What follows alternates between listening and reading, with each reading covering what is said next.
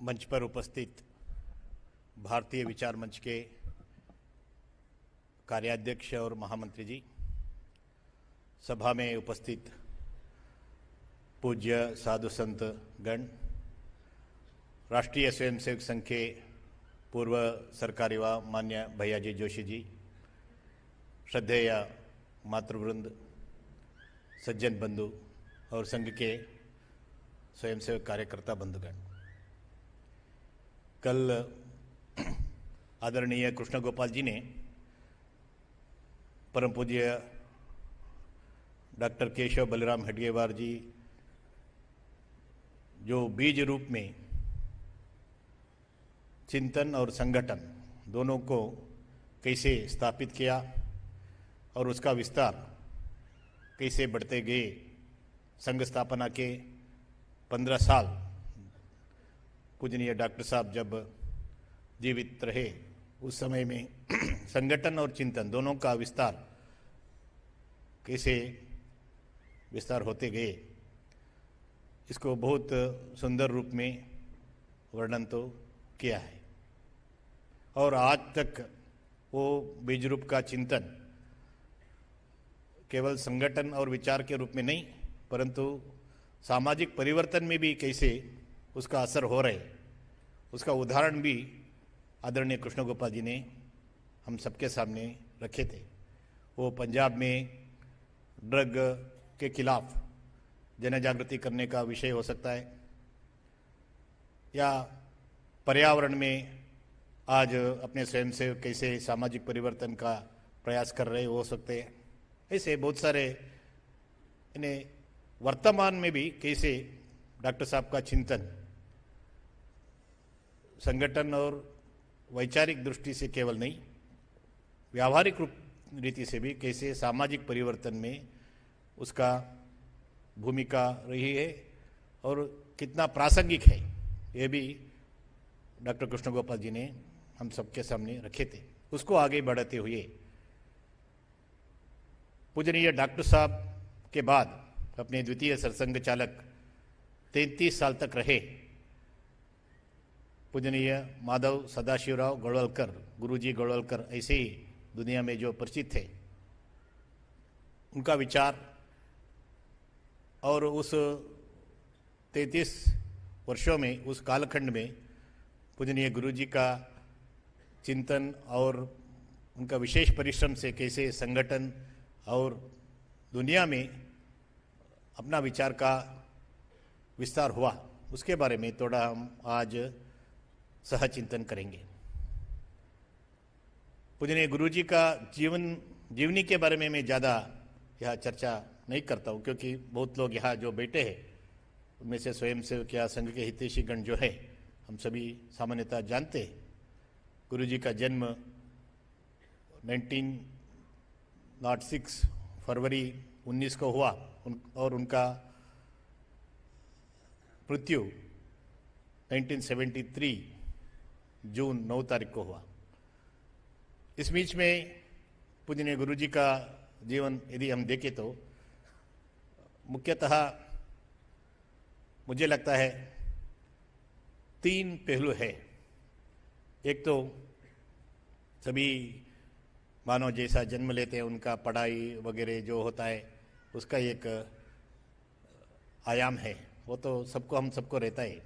लेकिन संघ के सरसंघ चालक बनने से पहले पूजनीय गुरुजी ने रामकृष्ण आश्रम के संपर्क में आए और वहाँ के परंपरा के अनुसार वहाँ 3 तरीके का दीक्षा जो होता है, एक को कहा जाता है मंत्र दीक्षे, दूसरा ब्रह्मचर्य दीक्षे, तीसरा संन्यास दीक्षे। मंत्र दीक्षे तो सभी शिष्यगण को मिलता है। ब्रह्मचर्य दीक्षे वो आश्रम में जाकर वहाँ रहकर जो वहाँ के परंपरा में जो सन्यासी या गुरु उस रामकृष्ण आश्रम के जो रहता है, उनका कृपा से ये ब्रह्मचर्य दीक्षा मिल सकता है। और तीसरा जो संन्यास दीक्षा है वो वहाँ के परंपरा के अनुसार वही आश्रम में ही जो रहता है, वहाँ के दायित्व लेकर काम करता है, उनके लिए संन्यास दीक्षा भी मिलता है। पूजनीय गुरु जी रामकृष्ण आश्रम के संपर्क में आने के बाद सारागाछी में गए, वहाँ अखंडानंद जी के दीक्षा भी प्राप्त करके बाद में संघ के सरसंघ चालक बने। बाकी सभी सरसंघ चालक जो भी थे उसमें पूजनीय गुरु जी का ये जीवनी यानी ये पहलू जो है ये विशेष है। तीसरा, सरसंघ चालक के नाते जैसा मैंने बताया 33 साल पूजनीय गुरु जी का जो मार्गदर्शन रहे संघ और संघ विचार परिवार के लिए और पूरा हिंदू समाज के लिए, वो बहुत एक रोचक यात्रा ऐसा भी हम देख सकते हैं। क्योंकि संघ उस समय में जो बहुत कठिन परिस्थिति में जो गए, उस समय पूजनीय गुरु जी का अनोखी नेतृत्व उस समय या विलक्षण नेतृत्व ऐसा भी हम कह सकते हैं जो संघ को मिला। उसके कारण डॉक्टर साहब जो बीज रूप में दुनिया के सामने जो रखे थे उसको एक संरक्षित करते हुए पूजनीय गुरु जी ने एक वटवृक्ष जितना ज़्यादा बड़ा हो सकता है पूजनीय गुरु जी ने किया। बहुत कठिन परिस्थिति में संघ को सुरक्षित रखे, ये गुरु जी के जीवन में सरसंघ चालक जी के नाते हम जब देखते हैं ये विशेष हम सबके सामने आते हैं। पूजनीय डॉक्टर साहब के बहुत निकट थे, उनमें से एक प्रचारक बाद में दक्षिण भारत में जिन्होंने राष्ट्रीय स्वयंसेवक संघ का कार्य और विचार को विस्तार किया, वैसे स्वर्गीय यादवराव जोशी जी, वो एक बार अपने वरिष्ठ एक प्रचारक रहे रंगहरी जी, उनके साथ बातचीत करते हुए उन्होंने कहा था, जिस दिन डॉक्टर साहब पूजनीय गुरु जी को द्वितीय सरसंघ चालक के नाते जिम्मेदारी दिए, बाहर तो घोषणा नहीं हुए थे, डॉक्टर साहब मृत्यु शैया में थे, उस समय सभी प्रमुख कार्यकर्ताओं को बुलाकर उन्होंने कहा और गुरुजी को भी स्वयं कहा, इसके बाद आपको ये जिम्मेदारी लेना है। तो यादवराव जोशी ने कहा, मैं उस समय केशव में माधव को देखा, डॉक्टर केशव बलिराम हेडगेवार और माधव सदाशिव गोलवलकर। तो इसको यादवराव जी ने कहा, मैं केशव में उस दिन माधव को देखा। मैं इसके लिए इसका उल्लेख कर रहा हूं, डॉक्टर साहब जैसे संघ का चिंतन और विचार संगठन बीज रूप में उन्हें स्थापित किया था, उसको वैसे ही रखते हुए उसको विस्तार करने का दायित्व पूजनीय गुरु जी ने लिया। बाद में एक पत्रकार ने जब उनको पूछा, what is your greatest contribution, what is your contribution to Sangh as a Sarsanghchalak, पूजनीय गुरु जी ने कहा, मेरा एक ही कंट्रीब्यूशन है, I have not contributed anything other than what doctor Hedgewar gave. Doctor साहब ने जो दिया था उसको ऐसे ही रखा, ये मेरा ग्रेटेस्ट कंट्रीब्यूशन है, ऐसा गुरु जी ने कहा। और मैं ऐसे ही एक पुस्तक में पढ़ रहा था, अप्पाजी जोशी जो डॉक्टर साहब के बहुत निकट थे, उनको एक बार किसी ने पूछा, हम सभी सोच रहे थे आप डॉक्टर साहब का राइट हैंड है, लेकिन डॉक्टर साहब तो गुरुजी को सरसंघ चालक बनाए। तो अप्पाजी ने ऐसा कहा, मैंने सुना हूं एक बौद्धिक वर्ग में, गुरु मैं तो ठीक है आप जो कह रहे, मैं डॉक्टर साहब का राइट हैंड था, परंतु गुरुजी डॉक्टर साहब का हृदय था, ऐसा बताया। तो पूजनीय डॉक्टर जी में, डॉक्टर साहब में जो भी चिंतन विचार संगठन के बारे में दृष्टि विजन जो भी था, वो सभी ऐसे ही दुनिया के सामने लेकर आए पूजनीय गुरुजी और उसको विस्तार किया। और आज भी जैसे कल डॉक्टर कृष्ण गोपाल जी ने कहा, डॉक्टर जी का चिंतन सामाजिक परिवर्तन में कैसे आज भी प्रासंगिक है, वैसे ही गुरुजी उसको ही बढ़ाते हुए आज हम जो भी कर रहे हैं, स्वयंसेवक के नाते, संगठन के नाते, विचार परिवार के नाते, वो सभी में पूजनीय गुरु जी का योगदान हम देख सकते हैं, चिंतन में और क्रियाकलाप में। तो पूजनीय गुरु जी जब संघ के सरसंघचालक बने, जैसा मैंने बताया, वो बहुत उस समय बाद में केवल 8-10 साल में ही बहुत कठिन परिस्थिति में संघ चलना पड़ा।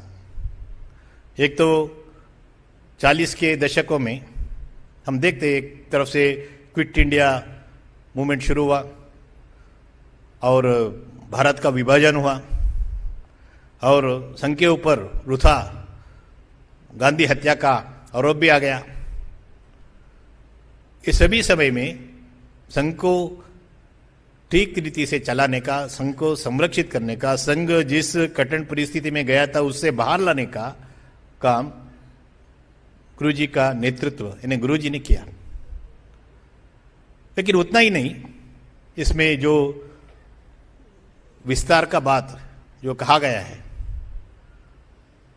वो एक संघ का इतिहास का बहु विशिष्ट और महत्वपूर्ण एक आयाम है, इतिहास है।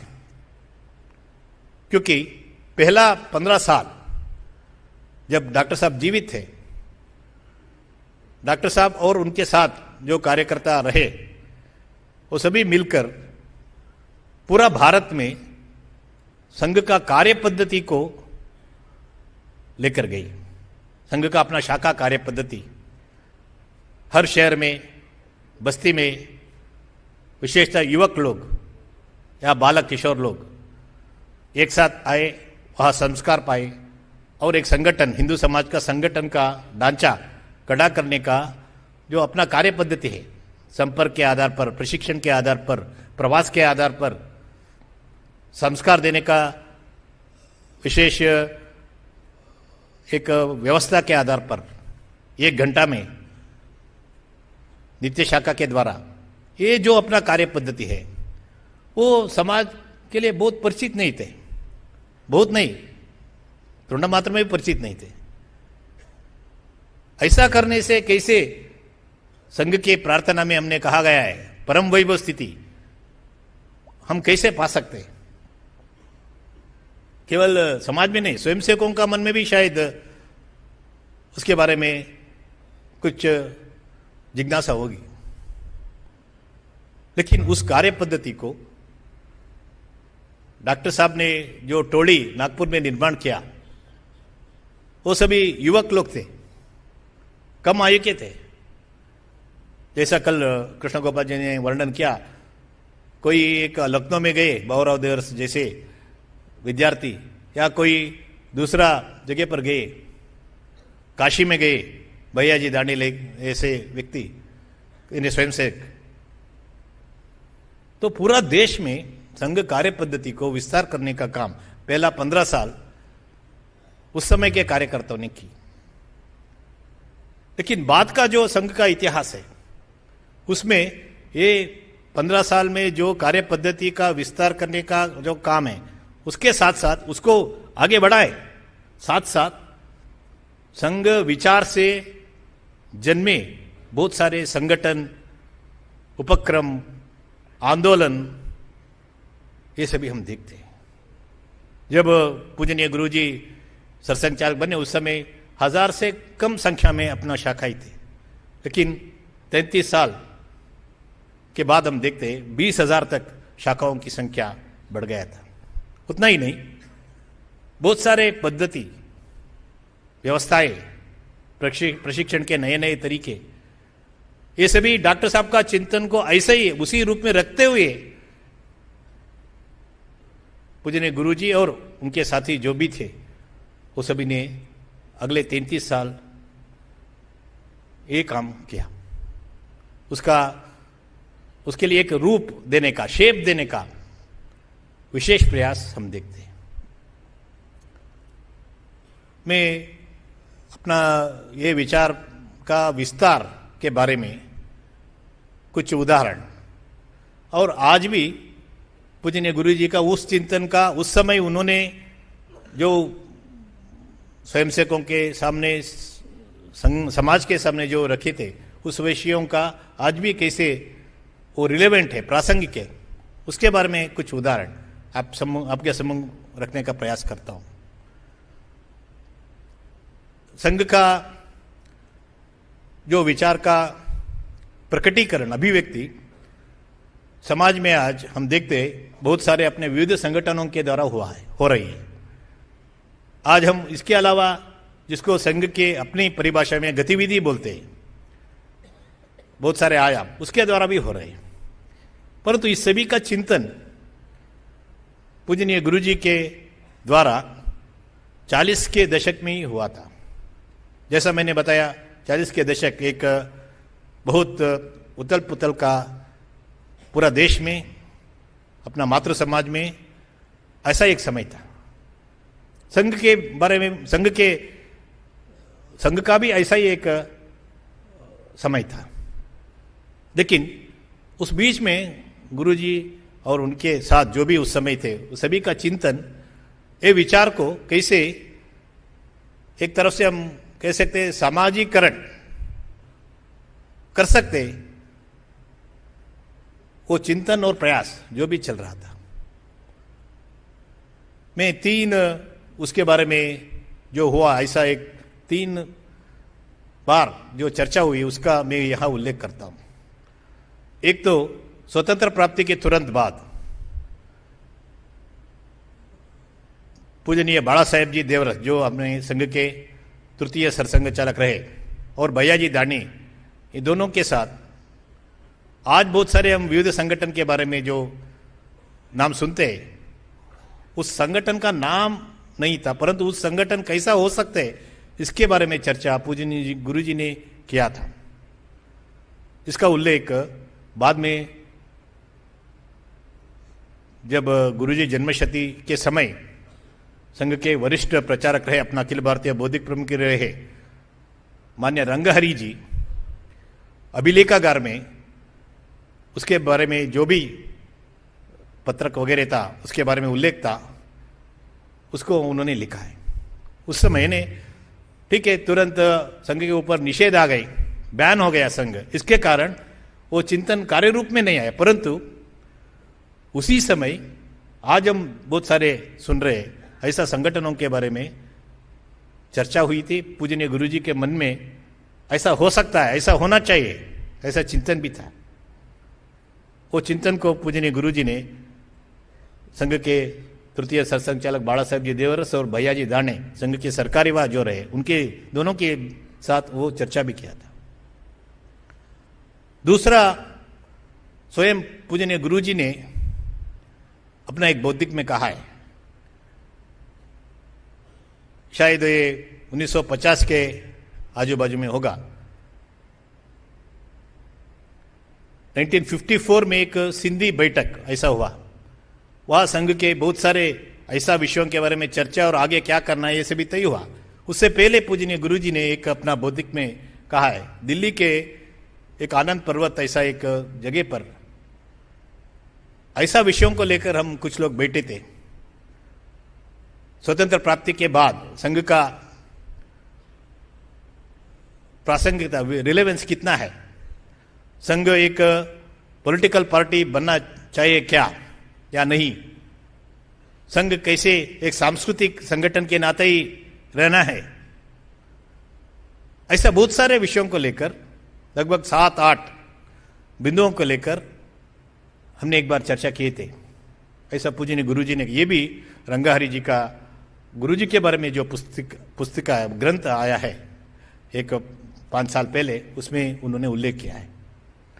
तीसरा एक, जैसा मैंने बताया 1954 में सिंधी ऐसा एक गांव में एक 7 दिन का चिंतन बैठक हुई। पहले जब डॉक्टर साहब जीवित थे उस समय भी सिंधी गांव में एक बैठक हुआ था, उसी जगह पर 1954 में फिर एक बार हुई, जिसमें सर्वांगीण उन्नति के बारे में और स्व के बारे में बहुत सारे विषय चर्चा हुई, परंतु आज के वर्तमान में बहुत प्रासंगिक और आगे के वर्षों में भी जिसके बारे में हम सभी स्वयं से काम करना है, उसके बारे में पूजनीय गुरु जी का चिंतन वहाँ व्यक्त होता है। वो 7 दिन संगठन पद्धति वगैरह के बारे में तो था ही चर्चा, हर दिन पूजनीय गुरु जी का एक बौद्धिक वर्ग रहता था, उसके आधार पर चर्चा। अंत में उसके समापन में गुरु जी कुछ विषय हम सबको मार्गदर्शन किए हैं। उसमें जैसा मैंने बताया, स्वतंत्र प्राप्ति यानी केवल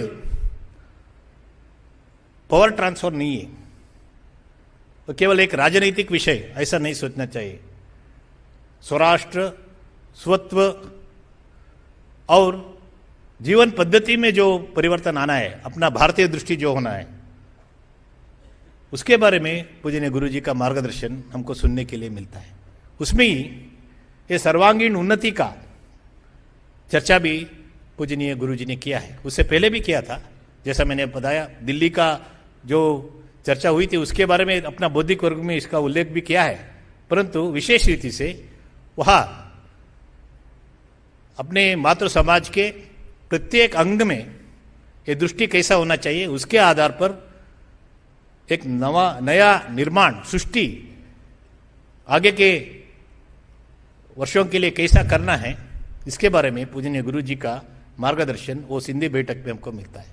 इन्हें ऐसा 3 और भी बहुत सारे हो सकते हैं अनौपचारिक चर्चा में वगैरह, लेकिन जो पूजनीय गुरु जी का जीवनी में लिखे गए ऐसा 3 प्रसंग है जहां आज हम जो देख रहे हैं विस्तार का जो बात है,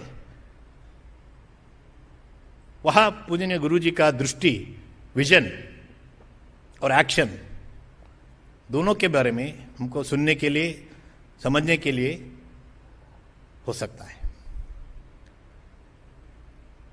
जैसा मैंने बताया, बहुत सारे संगठन अपना शुरू हुई, लेकिन मैं 4 संगठन के समय में पूजनीय गुरु जी का मार्गदर्शन कैसा रहा, बाकी संगठन के लिए भी वो हम अप्लाई कर सकते हैं, उसको ही हम ले सकते हैं।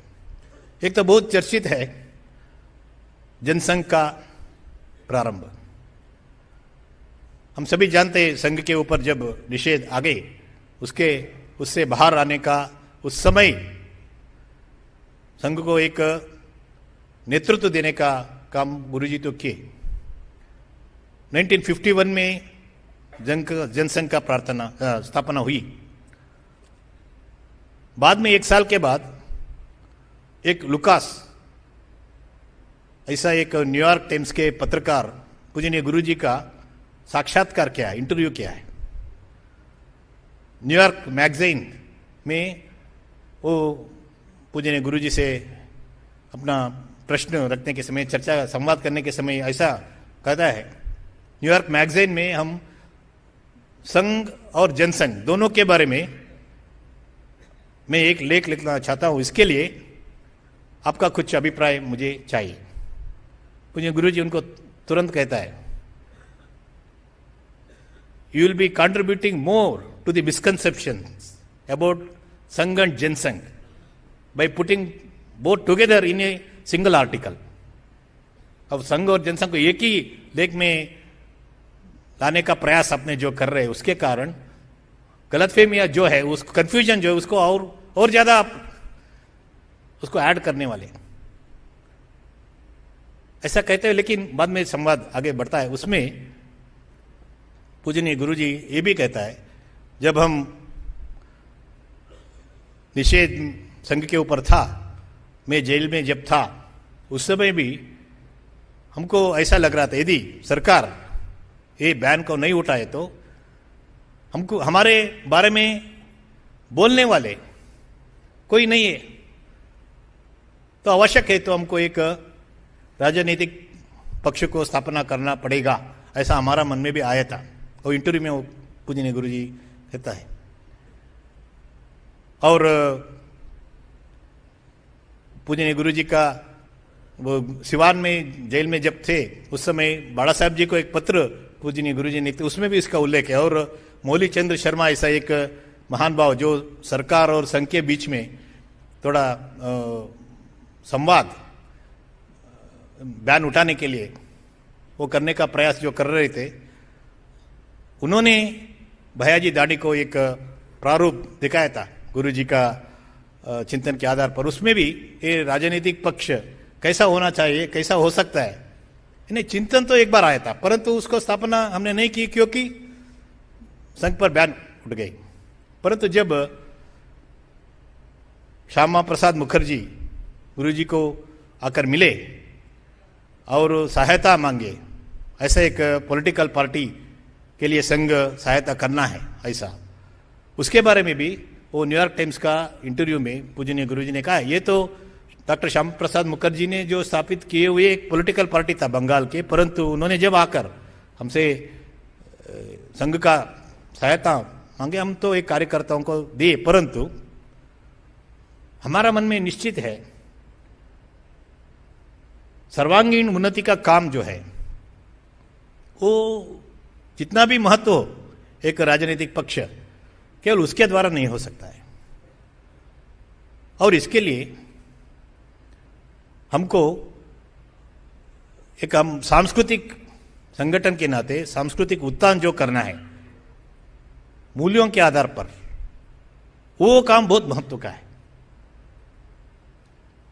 तो जनसंघ जैसा संगठन या राजनीतिक पक्ष को सहायता करने के समय भी और आगे भी गुरुजी का मन में जो स्पष्टता थी, आज भी जो बहुत प्रासंगिक है, हमारा काम तो समाज के व्यक्तियों में, परिवारों में, समुदायों में जो सामाजिक परिवर्तन करना है, उसका अभिव्यक्ति में ये भी एक हो सकता है ठीक तरीके का राजनीतिक पक्ष जो बहुत महत्व का है कोई देश में, समाज में, उसको सफलता मिलना चाहिए। लेकिन वही एक ही मार्ग और वही महत्व का मार्ग ऐसा नहीं है। ये स्पष्टता हमको उस इंटरव्यू में पूजनीय गुरुजी ने वो पत्रकार के साथ संवाद जो किया है वो पढ़े तो हमारा समझ में आएगा। दूसरा, एक पी.वाई. देशपांडे ऐसा एक महान भाव जो इंटक कांग्रेस द्वारा संचालित ट्रेड यूनियन जो था, उसमें सहायता करने के लिए, काम करने के लिए स्वर्गीय दत्तोपंत ठेंगड़ी जी जो संघ के प्रचारक थे, हम सभी जानते हैं, संघ के बहुत बड़े विचारक भी थे, चिंतक थे, उनको देशपांडे जी ने बुलाया। तो ठेंगड़ी जी बाला साहब जी के पास गए और ऐसा आह्वान दे रहे, क्या करना। बाला साहब ने कहा आप जाना चाहिए, परंतु एक बार गुरुजी के साथ बात करना है। जब पूजनीय गुरुजी के पास ठेंगड़ी जी आए और ये विषय रखे, तो गुरुजी ने कहा आपको जाना चाहिए, काम करना चाहिए, लेकिन जब तक वहां काम करते उस संगठन के जो भी नियम है, अनुशासन है, चिंतन है, आपको उसके लिए काम करना है। ठीक है, आप संघ के स्वयं से के, परंतु उस संगठन में जब आप काम करते उसका जो भी आधार है उसको च्युति ना पहुंचाते हुए आपको काम करना है। ठेंगड़ी जी गए, लेकिन कुछ ही समय में, 1-2 साल में ही वो अनुभव में आया, हमारा जो चिंतन होता है या अपना पद्धति जो होता है विशेषता, उसके आधार पर काम करने के लिए वहां मुश्किल है। लेकिन वो जब वापस आए बाद में 1955 में भारतीय मजदूर संघ का स्थापना पूजनीय गुरुजी के मार्गदर्शन में ठेंगड़ी जी ने की। वहां जो अनुभव मिला, वो अनुभव को उस समय तक हमारा काम जहां नहीं था, श्रमिक वर्गों के बीच में एक संगठन के रूप में ठेंगड़ी जी ने शुरू किया। एक बहुत ऐसा एक जिसको कहा सकता है एक विशेष या विचित्र परिस्थिति, क्योंकि वहां तो ट्रेड यूनियन में जो भी अनुभवी लोग हैं, हम सभी जानते हैं, वहां तो ज्यादा चर्चा होती है आर्थिक विषयों के बारे में, अपना स्वयं के बारे में, जो भी तनख्वाह है, बोनस है, ट्रांसफर है, इसके बारे में। वहां राष्ट्रीयता, मातृभक्ति, संस्कार, ऐसा विषयों को स्थापित करना, वो एक विशेष दृष्टि और प्रयास चाहिए। लेकिन पूजनीय गुरु जी के मार्गदर्शन में दत्तोपंत टेंगड़ी जी, उनका स्वयं का आप बहुत सारे बौद्धिक या लेख पढ़े तो भी हमारा समझ में आते कैसे इसको एक मार्गदर्शन और चिंतन, ऐसा एक विशिष्ट परिस्थिति में पूरा एक तरफ से आर्थिक, दूसरा तरफ से राष्ट्रीय, ये दोनों का संतुलन करते हुए कैसा भारतीय मजदूर संघ का विकास हुआ। गुरुजी जब नासिक में थे, एक बार टेंगड़ी जी वहां आते और ये चर्चा में टेंगड़ी जी का गुरुजी के पास एक प्रश्न था, हमको कुछ विशेष कोई व्यक्ति को चुनना यदि चाहिए तो जो पूरा देश में सभी जगह पर जो स्वीकृत है और हमारा बीएमएस के लिए, ट्रेड यूनियन के लिए ठीक है, ऐसा कौन है? तो गुरुजी विश्वकर्म का उदाहरण देते। तो आज भी बीएमएस में विश्वकर्म जयंती एक महत्व आचरण है। उसमें अपना प्राचीन यानी आर्षेय दृष्टि भी है, साथ साथ एक श्रमिक के नाते कैसे हमारा योगदान समाज के लिए हो सकते है, ये भी है विश्वकर्म के एक व्यक्तित्व में।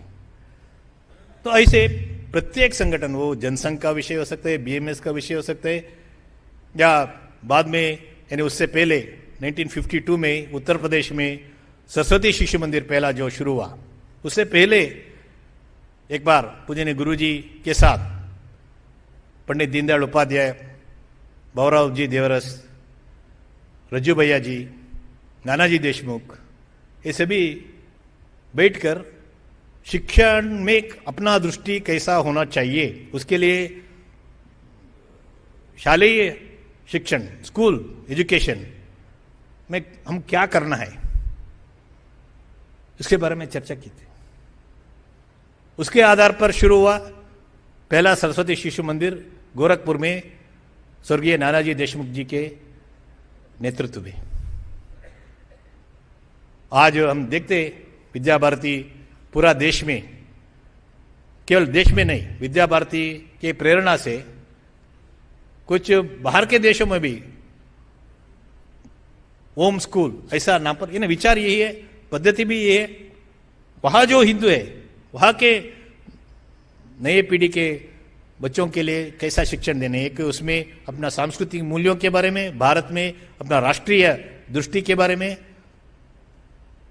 और अभी अभी जो भारत सरकार ने new education policy, national education policy लाया है, उसमें विद्या भारती के कुछ बंधुओं भी अपना चिंतन के रूप में योगदान भी किया है। तो विद्या भारती एक केवल एक संस्था नहीं, कोई देश में, कोई समाज में, शिक्षा क्षेत्र में, शिक्षण में जैसा दृष्टि होना चाहिए और हमारा देश में जो था अभी भी है, उसमें क्या परिवर्तन लाया है, परिवर्तन लाना है, इसके बारे में पूजनीय गुरु जी का दृष्टि, स्पष्टता, उसको आधार बनाकर विद्या भारती या सरस्वती शिशु मंदिर का विकास हुई। ऐसे प्रत्येक संगठन या विचार या इनिशिएटिव, उपक्रम जो भी स्वयंसेवकों ने किया, वो संघ के ऊपर निषेध और उसके पहले उसके बाद भी जो विद्यार्थी क्षेत्र में विद्यार्थी परिषद का जो जन्म हुआ, या राष्ट्र अपना प्रकाशन संस्थाएं शुरू जो हुई,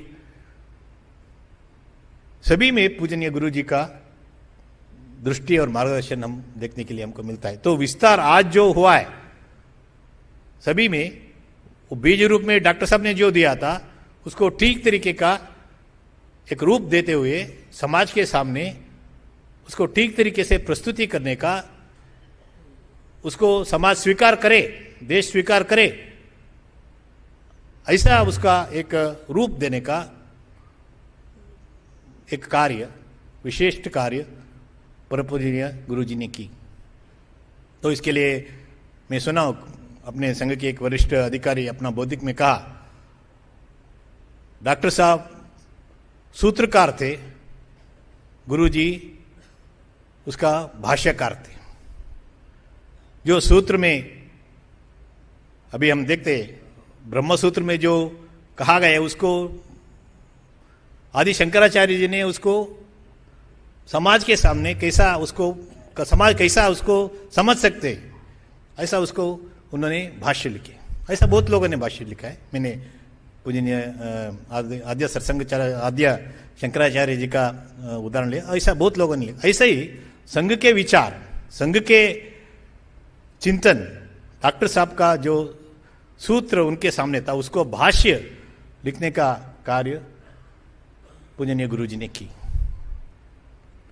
और उसका आज भी कैसे प्रासंगिक है। मैं एक दो विषय पूजनीय गुरु जी का चिंतन उस समय जो हुआ था, आज भी और आगे भी उसका रिलेवेंस कैसा हो सकता है, इसके बारे में एक दो उदाहरण के रूप में आपके सम्मुख रखने का प्रयास करता हूं। आज बहुत हम सुनते हैं आज के दुनिया में, भारत में और बाकी दुनिया में भी, वोकिज्म के बारे में, लिबरल, अल्ट्रा लिबरल, वोक, इस विचार से प्रभावित हो रहे ऐसा बहुत नया पीढ़ी का बहुत युवक युवतियां हैं। लेकिन ये सभी जो भी विचार ऐसा जो है, left, liberal, ultra liberal, liberal, woke, जो भी है, वो जो भी उसका प्रभाव में है, उनका आप विचार सुने तो मूल रूप में सुख की कल्पना क्या है वहां जाता है। इंडिविजुअल राइट्स, ऐसा जो इंडस्ट्रियल रेवोल्यूशन के समय में पाश्चात्य दुनिया में जो शुरू हुआ, उसका अलग अलग रूप लेते हुए ये आया है। बहुत बार हम पढ़ते या सुनते भी है, मई बॉडी मई राइट, मैं जैसा भी रह सकता हूं, मुझे पूछने वाला कौन है, जैसा चाहे मैं ऐसा रहता हूं, बाकी लोग इसमें क्या, उनको लेना देना क्या है। ये चिंतन आप जो भी आज नया जमाने का जो भी सुनते अलग अलग शब्द, ऐसा उसको प्रभावित युवक होते हैं, उनका चिंतन आप थोड़ा बारीकी से समझने का प्रयास किया तो वहां आकर रुकता है। लेकिन भारतीय अपना दृष्टि सुख के बारे में जो था, उसके बारे में पूजनीय गुरु जी ने बहुत बार अलग अलग संदर्भ में उन्होंने उसका चर्चा किया है। तो केवल मेरा सुख नहीं, मेरा साथ जो भी समाज है, समष्टि है, सबके साथ रहने का जो सुख है, वो सभी मिलाकर मेरा सुख है। इसको अलग अलग उदाहरण देते हुए पूजनीय गुरु जी ने समाज के सामने रखते थे। उसको विस्तार करने का काम दत्तोपंत टेंगड़ी जी भी किए। अपना एक संघ के एक बहुत हम सभी सामान्यतः पढ़ते, ऐसा एक कार्यकर्ता, ऐसा पुस्तक है, उसमें इसी को विस्तार करते हुए स्वर्गीय टेंगड़ी जी ने भी इस सुख का कल्पना क्या है, गुरु जी का जो चिंतन था उसको वो भी चर्चा किया है। तो कोलकाता में एक जो गटर जो होता है, मैनहोल, उसमें एक छोटा बच्ची गिर गई थी। सभी मिलकर उसको उठाने का बारे में चर्चा कर रहे थे। परंतु वहां के एक सामान्य मजदूर कुली आकर उसमें गए। वो बहुत एक छोटा मैनहोल था, वापस आ सकता है नहीं आ सकते कोई तय नहीं कर सकते, प्राण भी चला सकते थे, लेकिन वो गए, वो बच्ची को लेकर आए ऊपर। तो टेंगड़ी जी इसके बारे में कहता है, उनको इसमें आनंद था, उनका जीव चला सकते जानने के बाद भी गए और एक बालिका को रक्षणा करने का जो आनंद उनको मिला, वो पैसे से आप नहीं समझ सकते, या प्रशंसा से भी आप नहीं समझ सकते। पूजनीय गुरु जी का इतिहास में भी यानी हम जब जीवनी पढ़ते, एक नए आए हुए प्रचारक के साथ चर्चा में यही विषय दूसरी तरीके से वो उसका अभिव्यक्ति है। एक नए प्रचारक आए थे, उनके साथ गुरुजी का संवाद चल रहा था। गुरुजी ने उनसे पूछा, आप जब आए घर से क्या क्या छोड़कर आए? उन्होंने बताया, मेरा परिवार को मैं छोड़कर आए। और क्या है? मेरा नौकरी था उसको भी छोड़कर आए। और क्या छोड़कर आए? तो उन्होंने बताया, मैं गांव वगैरह मेरा जो भी परिचय था वो सबको छोड़कर मैं आया हूँ। गुरुजी ने और दूसरा उसको आगे बढ़ाते हुए प्रश्न पूछा, क्या आप आनंद को भी छोड़कर आए क्या? ये सबसे जो आनंद मिलता था वो छोड़कर आए क्या? उन्होंने एक क्षण वो प्रचार रुक गए, बाद में कहा, नहीं नहीं, आनंद को नहीं छोड़, ये आने से मुझे आनंद मिल रहा है, ऐसा बताया। तो सुख की कल्पना और आनंद, जॉय, वो ठीक तरीके से समझे तो मेरा बॉडी, मेरा राइट, बाकी लोगों को क्या है, ये सभी चिंतन जो है उसके लिए उत्तर वहां है। केवल मेरा सुख नहीं, सभी सुखी रहे तो मेरे लिए आनंद और सुख मिलता है। या शिक्षा के बारे में आज जो भी चर्चा है, जैसा मैंने बताया, पूजनीय गुरुजी का एक स्पष्ट चिंतन था। एक अपना ही विद्या भारती के पाठशाला में, विद्या मंदिर में पूजनीय गुरुजी गए थे। वहाँ उन्होंने एक बौद्धिक में एक घटना बताई, सत्यकामा जाबालिका। उन्होंने बताया, कुछ साल पहले मैं ऐसे एक स्कूल में गया था। वहाँ बहुत सारे पाश्चात्य विषयों के बारे में पोस्टर्स वहाँ लगाया गया था। मैंने वहाँ के हेड मिस्ट्रेस जो थे, टीचर जो थे, उनसे पूछा, अब बच्चों को क्या सिखा रहे? उन्होंने बहुत सारे बताए, वो सभी इंफॉर्मेशन था, माहिती, जानकारी था। वो कहते हुए पूजनीय गुरुजी, ये सत्यकामा जाबालिका कथा हमारा शास्त्रों पुराण में जो है उसको उन्होंने वहाँ बौद्धिक में उल्लेख करता है। एक जाबाली ऋषि था, उनके पास एक छोटे बालक आए। उनको पूछा गया गुरुकुल में प्रवेश लेने के समय, आपका बाप कौन है? उनको मालूम नहीं था। वो एक उनका केवल वो माँ को देखा था। तो माँ के पास गए और उनसे पूछा, माँ के पास, मेरा बाप कौन था, मेरा पितृ? माँ ने बताया, मुझे भी मालूम नहीं, मैं बहुत सारे लोगों के पास दासी था, किनका आप बच्चे मुझे मालूम नहीं। तो जाबाली सत्यकाम जो सीधा आ गई वापस, आकर गुरु को बताया, ऐसा है, मुझे मालूम नहीं, मेरा माँ ने ऐसा बताया।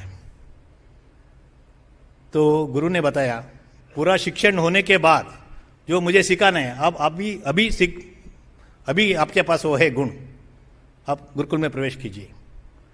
सत्य जो है नीरव सत्य हो सकता है, तो भी उसको मानना, उसके आधार पर उसको आधार लेकर जीना। पूजनीय गुरु जी इसके बारे में हमको सत्य सिखाना है, सत्य के आधार पर अपना जीवन को निर्माण करना है। और धर्म के 10 गुण जो है वो भी पूजनीय गुरु जी उस बौद्धिक में उल्लेख करते हुए, ये हमारा शिक्षण का दृष्टि होना चाहिए। तो ऐसे आज बहुत प्रासंगिक है, रिलेवेंट है, ऐसा बहुत सारे विषयों के बारे में पूजनीय गुरु जी का चिंतन हमारे लिए बहुत अनुकूल है। आज टेक्नोलॉजी का बात हम बहुत सुनते हैं, artificial intelligence, mission learning, quantum वगैरह वगैरह, उस समय भी चर्चा में था। टेक्नोलॉजी को कोई रोक नहीं सकते। एक आल्विन टॉफलर ऐसा एक बहुत बड़े चिंतक ने कहा है, आज जो है ना, ये 20 साल पहले उन्होंने लिखा था, आज जो न्यूयॉर्क में, कल वो बीजिंग में आएगा, या आज मॉस्को में, परसों वो और किसी देश में चले जाएगा, कोई नहीं रोक सकते। परंतु उसको कैसा उपयोग करना है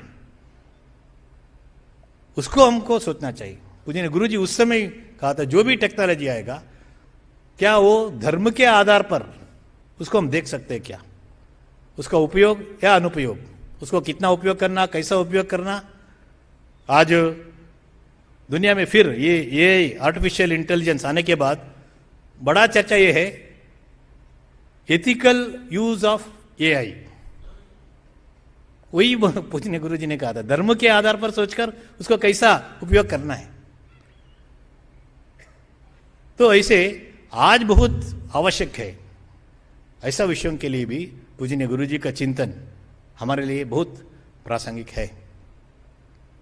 और आज हम देखते समाज में अभी इस कार्यक्रम शुरू होने से पहले माननीय भैया जी संतों के साथ चर्चा में ये विषय चर्चा कर रहे थे। आज भी समाज परिवर्तन के लिए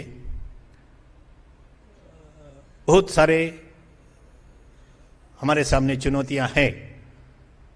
संघ के अपने आज के परम पूज्य सरसंघ चालक माननीय मोहन जी आज भी एक हमारा स्वयंसेवकों के सामने एक आह्वान 6 साल पहले रखा। आज भी हमारा देश में हजारों गांव ऐसा है जहां सभी के लिए एक जल स्रोत से पीने का पानी नहीं मिल सकता है। अलग अलग जाति के लिए सोर्स ऑफ वाटर, पीने का ड्रिंकिंग वाटर इज डिफरेंट। गांव के मंदिर में सभी जाति के लिए प्रवेश नहीं, ऐसा ही बहुत सारे हजारों गांव आज भी है देश में। स्मशान भी। तो इन्हें समाज में इतना आचरण में इतना असंतुलन तारतम्य है। पूजनीय गुरुजी उस समय 1969 में कर्नाटक में उडुपी में कर्नाटक राज्य का एक विश्व हिंदू परिषद का महासम्मेलन जो हुआ था, वहां बहुत सारे साधु संत उपस्थित थे। उनके सामने ये विषय चर्चा करते हुए कैसे धर्म, जाति भेद, ऊंच नीच भाव को दूर करने का एक उपकरण साधन है, इसको बहुत अच्छी तरीके से लॉजिकली और अपना आर्षेय ज्ञान जो है उसके आधार पर भी उन्होंने प्रस्तुति किया था। वहां सभी मठाधिपति साधु संतों ने स्वीकार भी किया धर्म के आधार पर कोई भेदभाव नहीं होना चाहिए। उससे पहले पूजनीय गुरुजी अपना भाषण में साधु संतों मठाधिपतियों के सामने जो विषय रखा उसमें उन्होंने कहा था धर्म आचरण यानी हमारा व्यक्तिगत व्यवहार कैसा होना चाहिए। चोरी नहीं करना है, दूसरों के वस्तु पर उसको अपेक्षा हमको नहीं करना है, ऐसा बहुत सारे है। साथ साथ धर्म का ये भी एक बहुमूल्य महत्व का विषय है। समाज इकट्ठा जीने के लिए भी धर्म आधार बनना चाहिए। संगठित रीति से समाज रहने के लिए भी धर्म ही आधार है। उसमें ये कहते हुए आज धर्म के नाम पर ऐसा एक साथ रहने के लिए चुनौती है, क्योंकि हम जाति व्यवस्था, अस्पृश्यता, भेदभाव, इसको ही धर्म ऐसा मान रहे तो इसको हमको दूर करना है। तो वहां धर्माचार्य, मठाधिपति, पीठाधिपति जो भी थे सभी पूजनीय गुरुजी का बात को सुनी और सभी मिलकर घोषणा की हिंदू समाज में कोई भेदभाव नहीं होना चाहिए। धर्म ये कहता है भेदभाव नहीं रहना चाहिए, अस्पृश्यता नहीं रहना चाहिए। एक बहुत महत्वपूर्ण एक कदम था समाज के, हमारा हिंदू समाज के इतिहास में। बाद में पुणे में एक जात पात तोड़क मंडली, उसका अध्यक्ष पूजनीय गुरुजी को एक अखबार के लिए संदर्शन करते हुए एक प्रश्न पूछता है। आप, वो समाजवादी थे, बड़े चिंतक भी थे। नवयुग ऐसा एक अखबार के लिए, एक मैगजीन के लिए उन्होंने प्रश्न पूछते, आप तो उडुपी में मठाधिपति संतों के द्वारा ऐसा एक घोषणा करने का आपने किया है, परंतु क्रियान्वयन के लिए कैसा हो सकता है? और ऐसा मठाधिपति, पीठाधिपति, धर्माचार्यों के द्वारा क्यों करना है? समाज में ये परिवर्तन सीधा होना चाहिए, ये मार्ग कितना ठीक है, ऐसा प्रश्न पूछते हैं। तो पूजनीय गुरुजी उनको उत्तर देते हुए कहता है, ठीक है, समाज में सीधा होना चाहिए, परंतु ये अस्पृश्यता कोई एक व्यवस्था के रीति में समाज में कानून के कारण, नियम के कारण नहीं है। ये अस्पृश्यता जो है, भेदभाव जो है, एक कश्मल तथाकथित अपने आप को ऊंच ऐसा मानने वाले मस्तिष्क में है, इसको दूर करना है।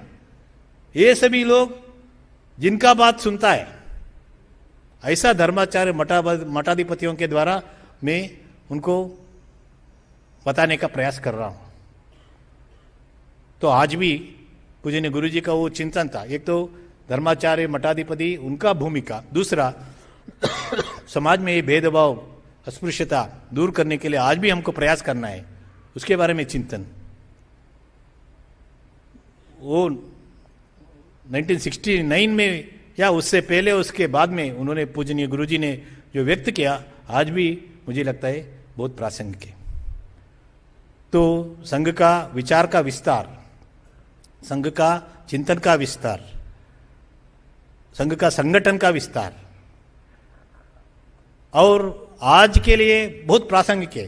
केवल भारत में नहीं, दुनिया में जहां जहां पर हिंदू जी रहे सभी के लिए जो आवश्यक है, ऐसा चिंतन विचार पूजनीय गुरुजी ने डॉक्टर साहब जो बीज रूप में रखा था, जैसा मैंने बताया, डॉक्टर साहब सूत्र रूप में रखा था, उसको भाष्य करने का बहुत महत्वपूर्ण कार्य पूजनीय माधव सदाशिवराव गोलवलकर जी ने किया है। आगे संघ का कैसा उसका विस्तार बाद में आए हुए सभी सरसंघ चालक जी ने किया, उसके बारे में हम कल से सुनेंगे। धन्यवाद।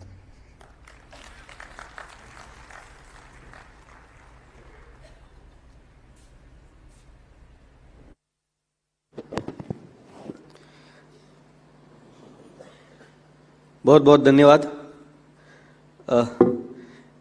इस बौद्धिक के बाद आप में से कुछ लोगों के मन में कुछ प्रश्न भी होंगे और हम नहीं चाहते कि उसका समाधान किए बगैर आप यहां से जाए, तो प्रश्नों का अवकाश है। कृपया जल्दी अपने प्रश्न पूछे, अपने प्रश्न छोटे रखें और अभी जिस विषय पर बात हुई है उसके संदर्भ में प्रश्न पूछे। माइक है, आप अपना हाथ खड़ा कर सकते हैं।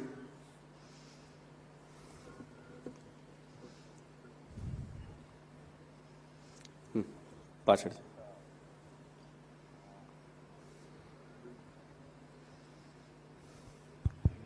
नमस्कार। आधुनिक शिक्षण पद्धति में जो सुधार लाने की जरूरत है, उसमें संघ की क्या भूमिका कहां तक है, वो कृपया समझाएं। साथ में लेने हैं प्रश्न या जैसा मैंने बताया, संघ के द्वारा शिक्षण क्षेत्र में, यानी शालेय शिक्षण में विद्या भारती काम कर रहे हैं। पूरा देश में हजारों अपने विद्यालय तो है ही, लेकिन उसके अलावा भी शिक्षा क्षेत्र में काम करने वाले और भी बाकी बहुत सारे अपने संगठन हैं, जो सीधा संघ का नहीं है, परंतु संघ प्रेरित बहुत सारे संगठन हैं, स्वयं से जो संगठन के रूप में काम कर रहे। ऐसे जो अखिल भारतीय विद्यार्थी परिषद हो, शैक्षिक महासंघ हो, भारतीय शिक्षण मंडल, संस्कृत भारती, ऐसा बहुत सारे ऐसे स्वयंसेवकों द्वारा चला रहे ऐसा बहुत सारे संगठन हैं। ये सभी के द्वारा शिक्षा क्षेत्र में एक अपना भारतीय दृष्टि, शिक्षा का भारतीकरण ये करने का प्रयास चल रहा है। हम सभी जानते हैं बहुत सारे इसके लिए चुनौतियां भी है, और आज के जो केंद्र सरकार जब तय किए जो नया शिक्षा नीति लाना है और उसके लिए सुझाव मांगे तो हमारा स्वयं से क्या ऐसा शिक्षा संस्थाओं के प्रमुख लोग, सभी संगठनों के प्रमुख लोग बहुत अच्छी रीति से उसको सुझाव देने का काम किया है। लेकिन बहुत बार शिक्षा यानी शिक्षण यानी एजुकेशन यानी स्कूल के बारे में हो जाता है। बहुत लोग, हम सभी ऐसे ही सोचते हैं, जिसको कहा जाता है 9 to 5। लेकिन हमारा दृष्टि से संघ के आज के सरसंघचालक पूजनीय मोहन जी बहुत बार कहा है, शिक्षा में 3 हिस्से हैं। एक तो परिवार में क्या मिल रहा है, दूसरा समुदाय में क्या मिल रहा है उनको, यानी फैमिली, स्कूल, कम्युनिटी, तीनों का इसमें योगदान रहता है। बहुत बार हम शिक्षा नीति यानी, ठीक है शिक्षा नीति तो एक पॉलिसी के नाते स्कूल शिक्षण में आना है, परंतु बाकी 2 भी उतना ही महत्व का है। एक मार्क ट्वेन ऐसा बहुत बड़े चिंतक था, उन्होंने एक बार कहा, I have never allowed my schooling to interfere with my education। ऐसा यानी स्कूल, मेरा शिक्षण जो है यानी जीवन का दृष्टि जो होना चाहिए वो शिक्षा है, जैसा पूजनीय गुरुजी ने कहा, उसमें इंटरफेयर करने के लिए स्कूल को नहीं छोड़ा, ऐसा मार्क ट्वेन ने कहा था। तो हमको ये तीनों विषयों के बारे में सोचना है। शिक्षा क्षेत्र में जो भी अपना संगठन स्वयं से के वो तो योगदान कर रहे, परंतु समाज भी इसमें ज्यादा से ज्यादा भाग लेना है।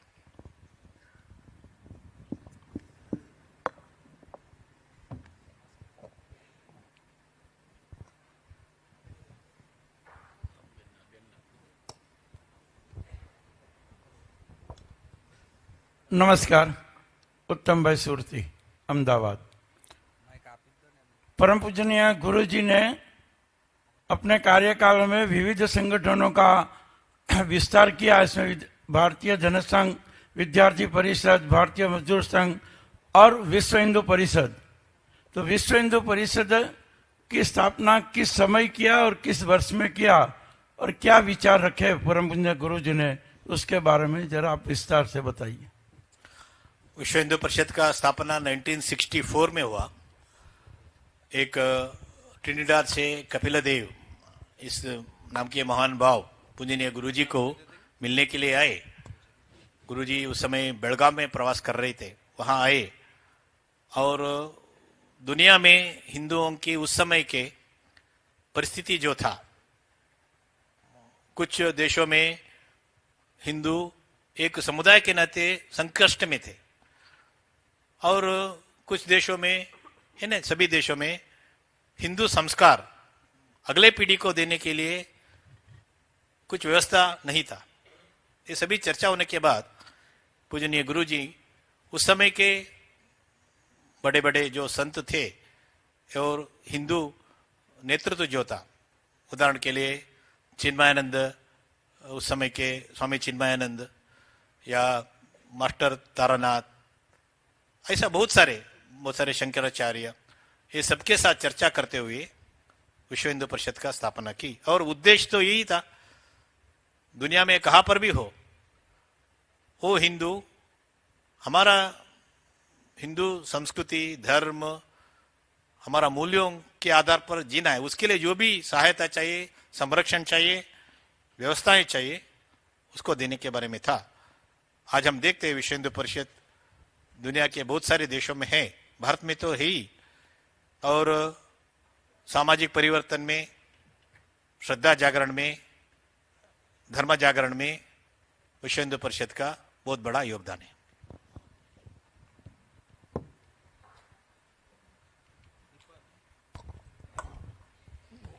नमस्ते, मेरा नाम श्वेता ब्रह्मभट्ट है। मेरा प्रश्न ये है कि कल भी हेलो, हाँ, मेरा प्रश्न ये है कि कल भी कृष्ण गोपाल जी ने कैसे संघ की शुरुआत हुई, उसके पीछे का जो विचार था डॉक्टर साहब के मन में, कि कैसे 2 चीजें थी कि हिंदू समाज की और देश की जो दुर्दशा थी उसको लेकर वो बहुत चिंतित थे। उसके लिए उनका जो मेन कारण, उन्होंने जो मेन कारण बताया था वो था कि हिंदू समाज असंगठित है और असंगठित होने की वजह से हम अपने और परायों का भेद नहीं समझ पाते हैं। और उसका एक बहुत बड़ा कारण था, बाकी कारणों के साथ, कि जातिवाद एक बहुत बड़ा प्रश्न था। तो आज से 100 साल पहले भी वो एक प्रश्न था जातिवाद का, और आज भी, जैसे आपने भी कहा और मोहन भागवत जी भी बहुत बार बताते हैं कि जातिवाद कैसे एक सामाजिक दूषण है। तो क्या कारण है कि पिछले 100 वर्षों में इस दिशा में काम होने के बावजूद भी हम जातिवाद को समाज से, इस दूषण को नहीं निकाल पा रहे हैं? और आगे की क्या दिशा है कि हम इसके पीछे मजबूत तरीके से इस तरह से कदम उठा सके कि इस दूषण को हटा सके? 100 साल के अपना प्रयास जो है वो प्रयास का मार्ग ये है, एक तो संघ शाखा में जो स्वयंसेवक नाते आते हैं उनमें और उनका परिवार में जो परिवर्तन होना है। जातिवाद को निर्मूलन करने के लिए बहुत सारे लोगों ने प्रयास किया है, तथागत बुद्ध को लेकर, या शंकराचार्य जी का जब हम पढ़ते, या बाकी भी बहुत सारे। इसके बाद भी वो आचरण में, व्यवहार में पूरा उसका निर्मूलन नहीं हुआ, या जहां गए थे फिर आ गए, ऐसा भी होता है। इसके लिए एक तो एक साइकोलॉजी है मानव का। अभी यहाँ मैं यदि कहा तो सभी डॉक्टर लोग एक साथ आइए, कोई महिला लोग एक साथ आइए, ऐसा कहे तो तुरंत हम सभी अलग अलग हो जाते हैं। मेरा आइडेंटिटी, अस्मिता और किसी के साथ जोड़ने का सामान्यतः मानव स्वभाव रहता है। तो उसके ऊपर उठकर सोचने के लिए ट्रेन करना है व्यक्तियों को, परिवारों को, समुदायों को। इसके लिए संघ ने एक मार्ग डॉक्टर साहब ने लिया, वो ये था, एक छोटा रेखा के ऊपर बड़ा रेखा, हिंदू रेखा खींचना है, उसके सामने ये अपने आप छोटा हो जाता है। जो जाति जो है उसको निर्मूलन करना, निर्मूलन का ऐसा बात ज्यादा करते रहे तो वो बैठता है, उसके सामने और बड़ा एक खींचना है रेखा। वो करने के लिए संघ शाखा में प्रयास होता है और उसको अपना परिवार में लेकर जाने के लिए भी प्रयास होता है। लेकिन हम सभी जानते हैं आचरण में लाने के लिए, कोई सिद्धांत को आचरण में लाने के लिए, उसके लिए भूत केवल जाति का नहीं, आर्थिक विषमता, आर्थिक असंतुलन है। अभी अभी जो मैंने बताया, मान्य भैया जी अपने वहां चर्चा चल रही थी, उस समय उन्होंने उदाहरण दिया कृष्ण सुदामा का। हम नाटक देखते हैं, मंचन, रोते भी है वहां, लेकिन बाहर आने के बाद क्या होता है, उसको आचरण में लाते हैं क्या? वहां तक वो ऑडिटोरियम तक रहता है, बाहर के बाद में तो आचरण में लाने में बहुत बड़ा चुनौती है। विचार होने के बाद भी संघ उसके लिए प्रयास कर रहे हैं, और कुछ बार स्वयं से मानने के बाद भी घर में उसको व्यवहार में लाने के लिए उनको बहुत कठिनाई रहती है। केवल ये विषय नहीं, स्वदेशी का विषय हो, बाकी भी विषय हो, आचरण में लाने के लिए चुनौतियां रहती है। लेकिन संघ का प्रयास से हजारों गांवों में परिवर्तन भी आए, ये भी हमको देखना चाहिए। 100 साल में क्या हुआ, हजारों गांवों में हम परिवर्तन, देखने लायक परिवर्तन हमको हमारा सामने आता है। लेकिन समाज का सहभागित्व इसमें बहुत बड़ा है। इसके लिए सज्जन शक्ति जागरण का विषय भी संघ अभी 10 साल से लिया है, और आगे अपना शताब्दी के समय में हमने 5 विषय जो लिया है, पंच परिवर्तन ऐसा जिसको कहा थे, उसमें समरसता ये बहुत महत्व का है। इसमें समाज को कैसे जोड़कर आगे बढ़ना, हमारा सहापतिक, हमारा विचार के साथ सम्मति देने वाले फेलो ट्रैवलर्स, जो सज्जन शक्ति है समाज का, उनका सहभाग, क्योंकि इसमें समाज का सहभागित्व बहुत महत्व का है, केवल संघ सोचने से नहीं होता है। अभी हम इस ऐसा स्थिति में आया है, परसों भी बेंगलोर में पूजनीय मोहन जी ने कहा, आज संघ का क्रेडिबिलिटी इतना है, संघ बोलने पर दुनिया सुनता है, पहले ऐसा नहीं था, अब ऐसा स्थिति पर हम आया है। तो मुझे लगता है अभी का हमारा ये पंच परिवर्तन या आगे का अपना जो भी प्रयास है, उसमें जाति निर्मूलन का एक, जाति निर्मूलन है, जातिवाद को निर्मूलन, जाति निर्मूलन होगा नहीं होगा मालूम नहीं, लेकिन जातिवाद, कैस्टिज्म, इसको निकालना है, घातक है। वो प्रयास के लिए बहुत बड़ा एक प्रतिसाद मिल सकता है, ऐसा मुझे लगता है। नमस्ते। डॉक्टर जी के समय काल में राष्ट्र सेविका समिति की स्थापना हुई। गुरुजी का समय काल काफी लंबा रहा। उस समय पे मातृशक्ति ने काफी कुछ सहा, क्योंकि पार्टीशन हुआ, उसमें भी काफी कुछ मातृशक्ति को सहना पड़ा। तो हम गुरुजी के समय में मातृशक्ति के लिए कुछ प्रयास किया गया या कुछ स्पेशल कुछ कार्य किए गए क्या, वो मुझे जानना था। राष्ट्र सेविका समिति का 1936 में स्थापना हुई, हम सभी जानते हैं। जो संघ के इतिहास या उस समय के इतिहास हम जो पढ़ते, आज हम देखें तो संघ और राष्ट्र सेविका समिति संस्कार देने का शाखा स्वरूप है, वो दोनों अलग अलग चलती है। संघ की 1 घंटा शाखा या समिति की शाखा मिलन जो भी है वो अलग अलग चलते, परंतु मैं जो भी संगठनों का उल्लेख किया, पूजनीय गुरु जी के काल समय में चिंतन हुई, उसका एक रूप भी जो भी संगठन लिया है, वो सभी में मातृशक्ति का बहुत बड़ा सहभागित्व है।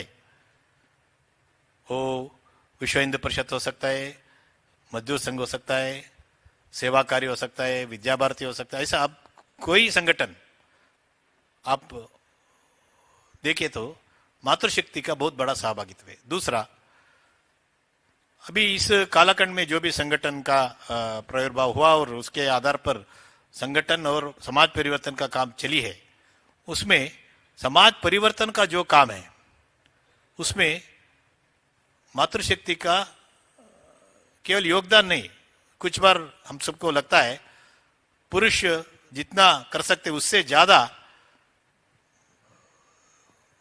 तीव्र रीति से और गति से माता बहन अपने सामाजिक परिवर्तन ला सकते हैं। ऐसा जो सेवा कार्य के द्वारा सेवा बस्तियों में अपना काम हो सकता है, शिक्षा क्षेत्र में हो सकती है, रुग्ण सेवा में हो सकता है, ऐसा आप जो भी देखिए समाज परिवर्तन का काम है, उसमें संघ स्वयंसेवक या संघ चिंतन से जो भी हमने कर रहे उसमें मातृशक्ति का बहुत बड़ा सहभागित्व है। अभी अभी 15 दिन पहले इस महीने में ही बेंगलुरु में पूरा अपना संघ विचार प्रेरित जो भी संगठन है उसमें मातृशक्ति जो उसका नेतृत्व है, लीडरशिप जो है, ऐसा 400 लोगों का 3 दिन का एक चिंतन बैठक हुई, जिसको हम कहते हैं महिला समन्वय। तो उसमें सबको अनुभव में आया इतना बड़ी मात्रा में संघ विचार को लेकर समाज में परिवर्तन लाने का, संगठन करने का काम मातृशक्ति कर रही। ये सभी पूजनीय गुरु जी का 33 साल का सरसंघ चालकत्व जो था उस समय भी हुआ, उस समय ज्यादा हुई, इन्हें प्रारंभ वहां हुआ, अभी बढ़ रहे।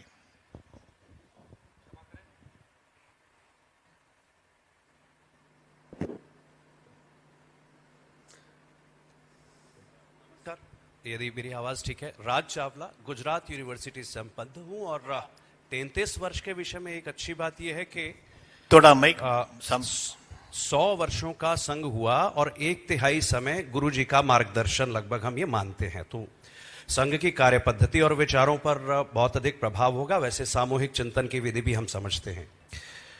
गुरु जी का जो कार्यकाल था उसमें कई बड़ी घटनाएं हुई, मगर कुछ घटनाओं को बताऊं तो वो आज से बड़ा रिलेवेंट है। 1946 डायरेक्ट एक्शन डे, 47 विभाजन की विभीषिका जिसे आज हम कहते हैं, करोड़ों हिंदुओं का पलायन हुआ। इसके बिना आएगा नहीं, उसी पे आ रहा हूं। गुरुजी ने बहुत कुछ लिखा और ऐसी घटनाएं भी। बंच ऑफ थॉट्स के बारे में हम जानते हैं। रिलीजियस फंडामेंटलिज्म आज एक बड़ी समस्या है। हमने अभी देखा दिल्ली में, गुजरात में जिस तरह की घटनाएं हुई, तो मैंने बैकग्राउंड का रेफरेंस इसीलिए दिया। बंच ऑफ थॉट्स में जो कुछ लिखा गया, क्या आज वो समाधान आज भी उतना ही रिलेवेंट है, या हमें मानते हैं कि उसके प्रवाह, आवेग या दिशा में कुछ अंतर होगा? हाल में गुजरात में भी हुआ, दिल्ली में भी हुआ। प्रश्न पूरा करता हूं। नहीं, गुरुजी का चिंतन का जो भी उस समय उन्होंने, हम सभी जानते हैं गुरुजी ने स्वयं नहीं लिखे थे बंच ऑफ थॉट्स। उस समय के अपने प्रमुख कार्यकर्ता जो रहे उन्होंने संकलित किया। एक महान भाव ने गुरुजी को पूछा भी था,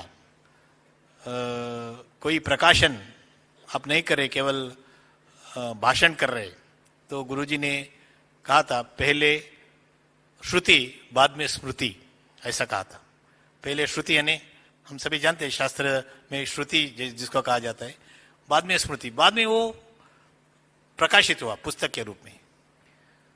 लेकिन संघ में हम जब भी जानते हैं विषय भी आगे बढ़ता है, विस्तार भी होता है और उसका चिंतन में भी प्रगति होती है। लेकिन मूल रूप में डॉक्टर साहब गुरुजी जो कहा था उसका ही विस्तृत रूप है। आज जो भी पंच परिवर्तन का विषय हो सकता है, या आपने जैसा कहा रिलीजियस फंडामेंटलिज्म के बारे में हमारा दृष्टि हो सकता है, उसी का है। परंतु आज के वर्तमान में उसको कैसा निर्वहन करना एक समाज के नाते वो बदलते रहती है। स्वयं डॉक्टर साहब का जीवन में हम देखते हैं वो क्रांतिकारी थे, बाद में उनको लगा एक क्रांतिकारी एक पूजनीय विषय हो सकता है, परंतु जो हुतात्मा बनते उनको समाज सम्मान देते, गौरव देते, परंतु अपने घर में ऐसा हो सकता है कि ऐसा प्रश्न है तो बहुत लोग सोचते हैं। तो समाज को स्वीकार करने के लिए सामाजिक संगठन, सांस्कृतिक संगठन का आवश्यकता है। वैसे ही पूजनीय गुरुजी ने उस समय जो कहा था आज भी रिलेवेंट है, प्रासंगिक है। लेकिन समाज में उसके बारे में व्यवहार कैसा होना चाहिए, आज भारत में संविधान है, भारत में न्याय पद्धति है, उसके आधार पर कैसा इसको देखना है, निर्वहन करना है। वो गुजरात में हो सकता है, दिल्ली में हो सकता है, उसको ऐसा ही देखना है। संगठन के नाते, विचार के नाते पूजनीय गुरुजी ने उस समय जो कहा था आज भी वैसा ही अपना व्यवहार होना चाहिए, ऐसा मुझे लगता है।